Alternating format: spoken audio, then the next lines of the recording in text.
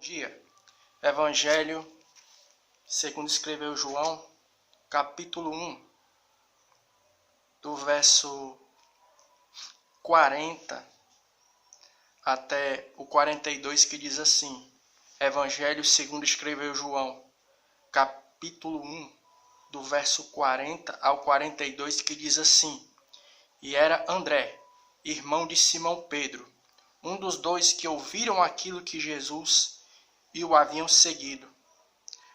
Este achou primeiro a seu irmão e disse: Achamos o Messias, que traduzido é o Cristo.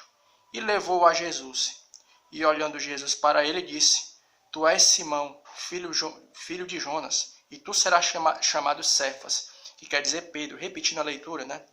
E era André, irmão de Simão Pedro, um dos dois que ouviram aquilo de João e os haviam seguido. Este achou primeiro seu irmão Simão e disse: Achamos o Messias, que traduzido é o Cristo. E levou a Jesus, e olhando Jesus para ele, disse: Tu és Simão, filho de Jonas, e tu serás chamado Cefas, que quer dizer Pedro. Então, fazendo um retrospecto, fazendo aqui uma retrospectiva, na nossa reflexão passada, a gente estava falando a respeito daquele momento em que João Batista chega para os seus discípulos, que ele tinha feito ali, formado ali no deserto, e dizem: sigam a Jesus Cristo.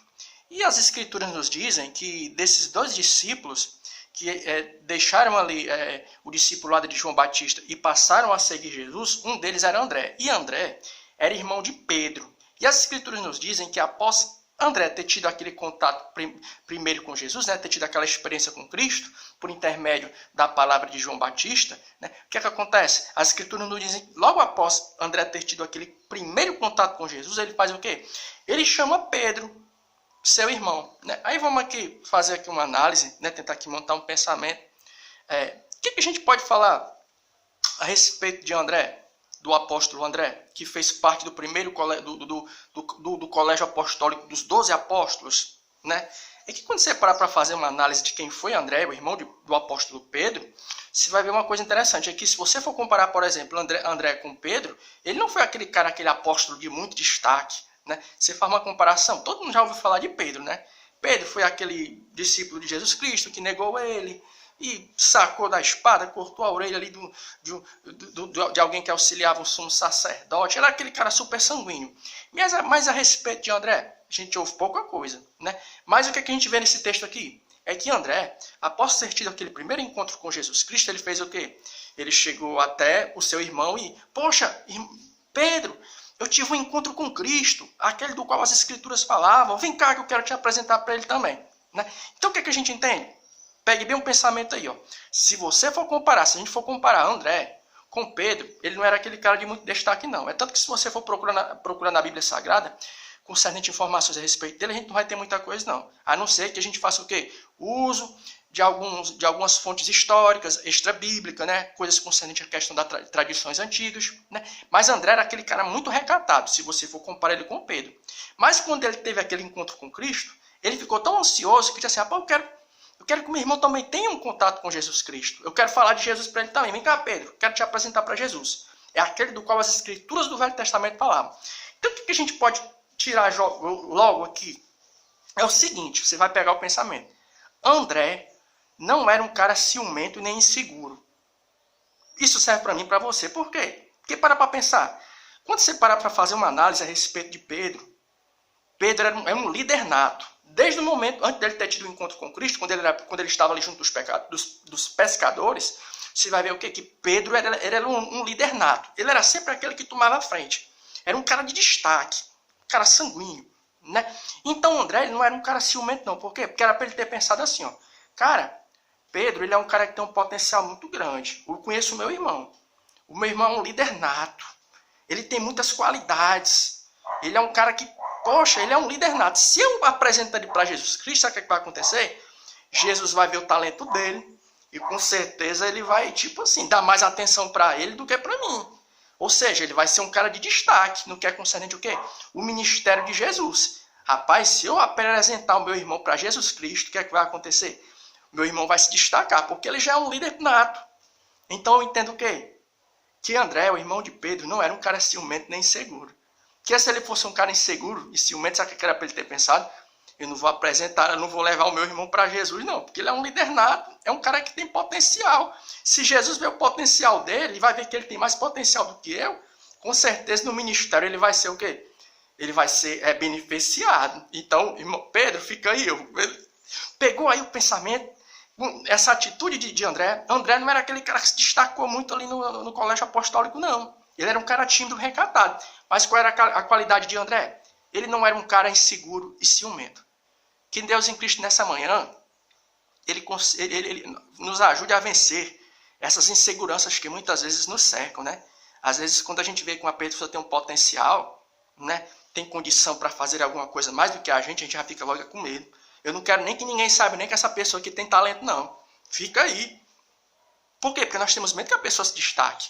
E André não teve esse medo, não. Foi o que André fez. Mesmo André sabendo que seu irmão Pedro era um líder nato, era um cara que tinha potencial.